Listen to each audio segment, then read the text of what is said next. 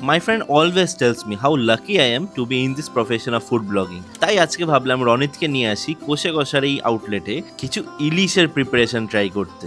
বর্ষাকালে মাছের রাজা ইলিশ পাতে না এলে, সাথে সর্ষের তেলের ঝাঁজ না থাকলে বাঙালির একদম জমে না। ভেতরে দেখলাম ডক্টরস চয়েস সর্ষের তেল দিয়ে কিছু রান্না করা নতুন প্রিপারেশন অ্যাড করা হয়েছে কোষে কষার মেনুতে। ইলিশ ভাজাটা কিন্তু প্রাইমারি, সাথে ছিল ঢাকাই ইলিশ, পোস্ত ইলিশ, ধনেপাতা কাঁচা লঙ্কা ইলিশ, আরও অনেক কিছু। এইবার ডক্টরস চয়েস ইলিশ পক্ষ শুরু করলাম ভাপা ইলিশ দিয়ে। ছোটবেলা থেকে আমার মাও জানে যে ভাপা ইলিশ খেতে আমার কতটা ভালো লাগে। কাটা বাছতে বাছতে ফাইনালি পৌঁছে গেলাম ঢাকাই ইলিশ অবধি।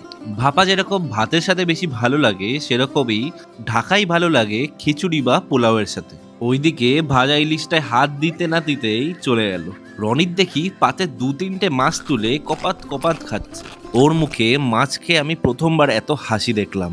সব খাবারেই তেলের ঝাঁজ ভালোই ছিল, কিন্তু সব থেকে বেশি যদি কোনোটায় থাকে সেটা হলো ধনেপাতা কাঁচা লঙ্কা ইলিশ। আর এটাই ছিল আমাদের ইলিশ পক্ষ, মানে প্রিয়জনের সাথে ইলিশ খাওয়ার এক গ্র্যান্ড সেলিব্রেশন। ডক্টরস চয়েস কাচ্চিঘানি মাস্টার্ড অয়েল দিয়ে বানানো এই ইলিশের ডিশগুলো একদমই তোমরা মিস করতে পারবে না, কারণ এর থেকে খাঁটি জাজ আর কোথাও নেই।